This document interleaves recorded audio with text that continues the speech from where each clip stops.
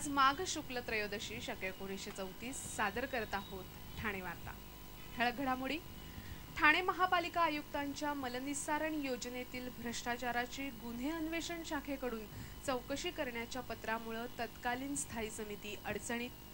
ठाणे ग्रामीण पोलिसांची काळ्या काचांविरोधात मोहीम, 6000हून अधिक वाहनांवर कारवाई आणि ठाण्यातील प्रदीप गुप्ते यांच्या कागदातून तयार केलेल्या ताजमहालची लिम्का बुक ऑफ रेकॉर्ड्समध्ये नोंद। या आणि इतर घडामोडी विस्तृतपणे पण काही क्षणातच।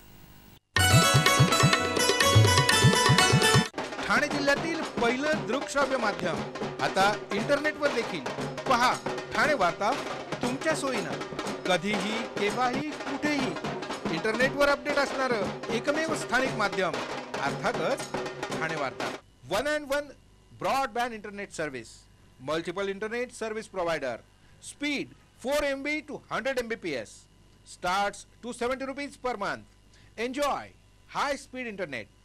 Call today 2538-6608. नमस्कार मंडळी, दर रविवारी पाहायला विसरू नका।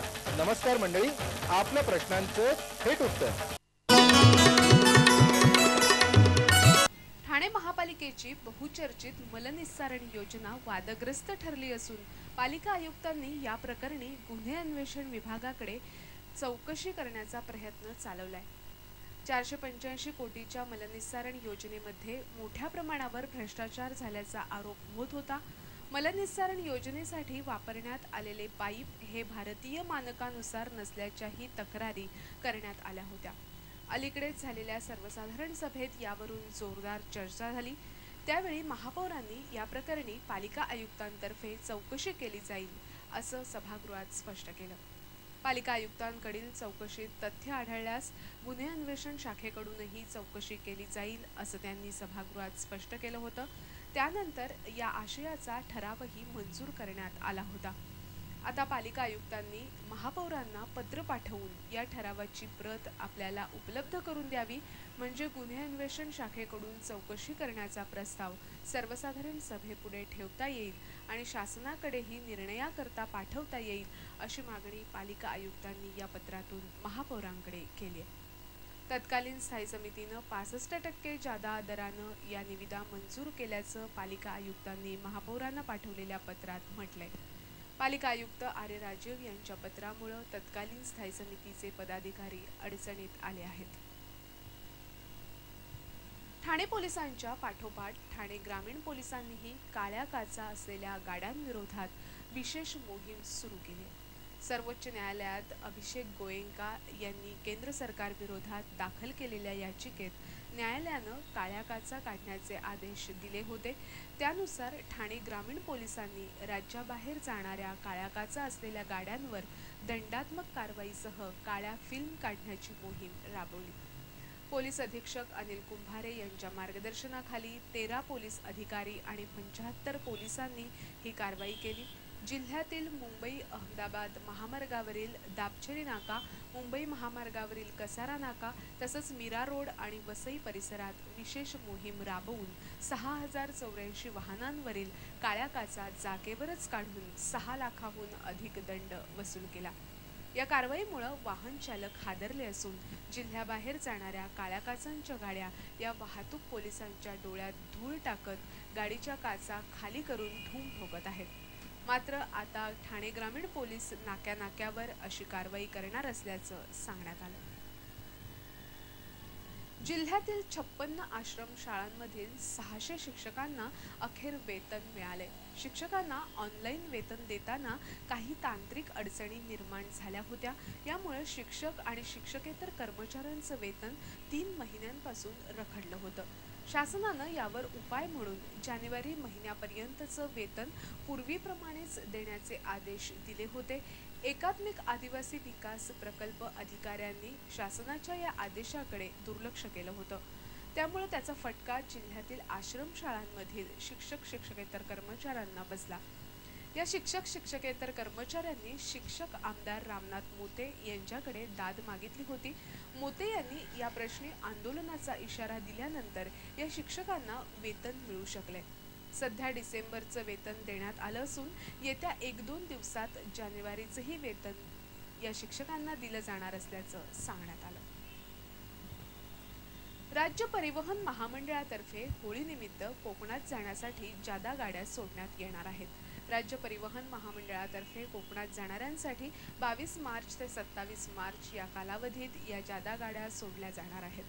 या जादा गाड्या ठाणे, बोरिवली, कल्याण, विठ्ठलवाडी अशा विविध ठिकाणाहून सोडल्या जाणार असून या गाड्यांचं आरक्षणही उपलब्ध करून देण्यात आलंय।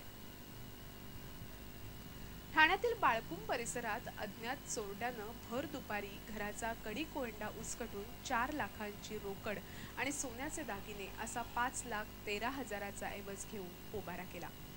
बाळकुम मधील शिवसमर्थ बिल्डिंगमध्ये राहणाऱ्या सुनीता भोईर या नेहमीप्रमाणे कामावर गेल्या असताना बंद घर पाहून अज्ञात चोरट्यानं भर दुपारी घराचा कडी कोयंडा उचकटून कपाटातील 4 लाखांची रोकड आणि सोन्याचे दागिने असा एकूण 5,13,000 रुपयांचा ऐवज घेऊन पळ काढला।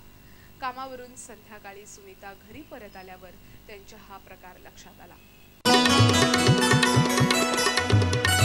ठाणे जिल्ह्यातील पहिलं दृकश्राव्य माध्यम आता इंटरनेटवर देखील पहा। ठाणे वार्ता तुमच्या सोयीनं कधीही केव्हाही कुठेही इंटरनेटवर अपडेट असणारं एकमेव स्थानिक माध्यम अर्थातच ठाणे वार्ता। Club Azure requires staff for new office in Thane. Earn up to 25,000. Basic plus commission plus daily incentives plus bonus. Freshers are welcomed. Call Sandeep 9324777468. आपला परिसर स्वच्छ आणि सुंदर ठेवण्यासाठी ठाणे महापालिकेत सहकार्य करा। ओला सुका कचरा वेगवेगळा जमा करा आणि रोगराईपासून मुक्तता मिळवा। तोच भाव, तोच दर्जा, तोच विश्वास। ग्राहकांच्या 52 कसोटीला पात्र ठरलेले जय जी बायकेरिकर ज्वेलर्स, गोखले रोड, विष्णुनगर आणि आता कपिला वास्तू खोपट इथं नवीन शाखेसह आकर्षक दागिन्यांची पिढी जय जी बायकेरिकर ज्वेलर्स। पैठणी, कांजीवरम, एम्ब्रॉयडरी, बनारसी शालू, ओपाडा सिल्क, काथा सिल्क, ऑर्गेन्झा अशा वैविध्यपूर्ण साड्या एकाच दालनात। अगं हो, आईस फॅक्टरी समोर फक्त संगिनी सारीज मध्येच। अय्या, तुम्हाला माहिती आहे ठाणे जिल्ह्यातील पहिलं दृकश्राव्य माध्यम आता इंटरनेटवर देखील पहा। ठाणे वार्ता तुमच्या सोयीनं कधीही केव्हाही कुठेही इंटरनेटवर अपडेट असणारं एकमेव स्थानिक माध्यम अर्थातच ठाणे वार्ता। ठाण्यात प्रथमच विविध आजारांवर विना औषध उपचार शिबिराचं आयोजन करण्यात आलंय। गुडघेदुखीपासून संधिवात, लकवा, थायरॉइड, पार्किन्सन, व्हर्टिगो, कंबरदुखी, मधुमेह, हृदयरोग ते कर्करोगापर्यंत विविध आजारांवर न्यूरोथेरपी अंतर्गत या शिबिरात उपचार केले जाणार आहेत। उद्या येऊर येथील स्वानंद बाबा यांच्या आश्रमात सकाळी 8 ते संध्याकाळी 5 वाजेपर्यंत या शिबिराचं आयोजन करण्यात आलंय। डॉक्टर लाजपत राय मेहरा यांनी ही उपचार थेरपी शोधली आहे। या उपचाराचा लाभ ठाणेकरांना मिळावा यासाठी दर रविवारी या शिबिराचं आयोजन करण्यात आलंय। या उपचार पद्धतीची 950 केंद्र कार्यरत असून त्यामध्ये 6,000 प्रशिक्षित काम करत आहेत। प्राचीन वैकल्पिक चिकित्सा पद्धतीवर ही उपचार पद्धत काम करते। शिवसेना प्रमुख बाळासाहेब ठाकरे, माजी राष्ट्रपती शंकरदयाळ शर्मा, विलासराव देशमुख, वसंतदादा पाटील, सरसंघचालक रज्जू भैया, के सुदर्शन, अभिनेते राज कपूर, हेमा मालिनी अशा अनेकांना या उपचार पद्धतीचा फायदा झालाय। शहरात चोरट्यांनी सोनसाखळी आणि घरफोडी बरोबरच वाहनांनाही लक्ष्य केलंय। 3 विभिन्न घटनेत अज्ञात चोरट्यांनी 4 लाखांची 3 वाहनं लांबवण्याची घटना घडली। कळवा येथील सत्यम अपार्टमेंटमध्ये राहणारे अमित कुमार सिंग यांनी बुधवारी रात्री आपली पार्क करून ठेवलेली बलेरो गाडी अज्ञात चोरट्यांनी पळवली। मुंब्रा येथील रशीद कंपाऊंड रेहमान साळ इथे राहणारे अब्दुल शेख यांनी आपली रिक्षा इमारतीच्या आवारात पार्क करून ठेवली असता अज्ञात चोरट्यांनी ही 60,000ची रिक्षा घेऊन पोबारा केला। तर डायघर इथे राहणारे सुनील चव्हाण यांचा गाडी दुरुस्तीचा व्यवसाय असून 17 फेब्रुवारी ते 21 फेब्रुवारी दरम्यान त्यांनी आपली बजाज पल्सर ही दुचाकी रेतीबंदर इथे शिवशक्ती गॅरेज समोर उभी करून ठेवली असता अज्ञात चोरट्यांनी ही 30,000ची दुचाकी पळवून नेली। या प्रकरणी पोलीस चोरट्यांचा शोध घेत आहेत। सहकारी गृहसंकुलांचं पुनर्निर्माण झोपडपट्टी पुनर्विकास बैठकीसाठी सहकार विभागाचा प्रतिनिधी सक्तीचा केलाय. सहकारी गृहसंकुलांचं पुनर्निर्माण आणि झोपडपट्टी पुनर्विकास प्रकल्पांना उपनिबंधकांच्या प्रतिनिधींच्या उपस्थितीत झालेल्या बैठकीनंतरच परवानगी द्यावी अशी सूचना महापालिका आयुक्तांना सहकार विभागानं केली.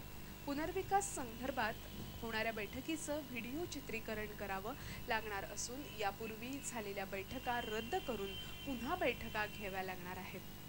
ठाणे महापालिका क्षेत्रामध्ये पुनर्विकासासंदर्भात होणाऱ्या बैठकांमध्ये मुख्य प्रवर्तक, विकासक आणि वास्तुविशारद यांच्या निवडीची सर्वसाधारण सभा घेताना सहकारी संस्थांच्या उपनिबंधकांची परवानगी घेण्यात येत नव्हती.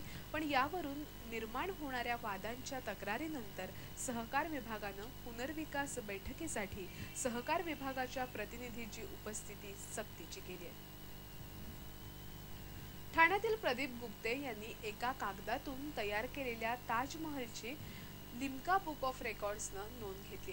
प्रदीप गुप्ते यांनी जपान टिके या चित्र काढण्याच्या एका कागदातून हा ताजमहाल तयार केलाय.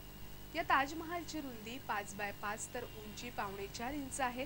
प्रदीप गुप्ते यांना कागदापासून कलाकृती तयार करण्याचा छंद आहे. यापूर्वी त्यांनी कोकणातील एक गाव, रेल्वे इंजिन, घोडे अशा अनेक कलाकृती तयार केल्या आहेत. हा ताजमहाल कसा तयार करायचा असा विचार करण्यात त्यांचे 2 महिने गेले.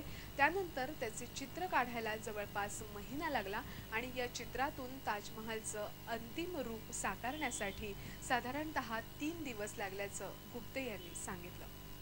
या एका कागदापासून तयार करण्यात आलेल्या ताजमहालची नोंद लिम्का बुक ऑफ रेकॉर्ड्सनं घेतली असून या आशयाचं प्रमाणपत्र काल लिम्का बुक ऑफ रेकॉर्ड्सनं गुप्ते यांना प्रदान केलंय. लिम्का बुक ऑफ रेकॉर्ड्सच्या 2013च्या अंकात या ताजमहालचा समावेश करण्यात आलाय. ठाणे जिल्ह्यातील पहिलं दृकश्राव्य माध्यम आता इंटरनेटवर देखील. पहा ठाणे वार्ता तुमच्या सोयीनं, कधीही, केव्हाही, कुठेही. इंटरनेटवर अपडेट असणारं एकमेव स्थानिक माध्यम अर्थातच ठाणे वार्ता. 1&1 broadband internet service, multiple internet service provider. Speed 4 MB to 100 Mbps. Starts ₹270 per month. Enjoy high-speed internet. Call today 2538-6608. नमस्कार मंडळी, दर रविवारी पाहायला विसरू नका. नमस्कार मंडळी, आपल्या प्रश्नांचं थेट उत्तर. आपण आपले कार्यक्रम अथवा बातम्या आम्हाला ठाणेवार्ता@gmail.com या आमच्या ईमेलवर कळवू शकता. ठळक घडामोडी शेवटी पुन्हा एकदा. ठाणे महापालिका आयुक्तांच्या मलनिस्सारण योजनेतील भ्रष्टाचाराची गुन्हे अन्वेषण शाखेकडून चौकशी करण्याच्या पत्रामुळे तत्कालीन स्थायी समिती अडचणीत. ठाणे ग्रामीण पोलिसांची काळ्या काचांविरोधात मोहीम, 6000हून अधिक वाहनांवर कारवाई आणि ठाण्यातील प्रदीप गुप्ते यांच्या कागदातून तयार केलेल्या ताजमहालची लिम्का बुक ऑफ रेकॉर्ड्समध्ये नोंद. या होत्या ठाणे वार्ता. तर मग पुन्हा भेटू पुढील बातमीपत्रात, फक्त श्रीस्थानक वाहिनीवर. धन्यवाद.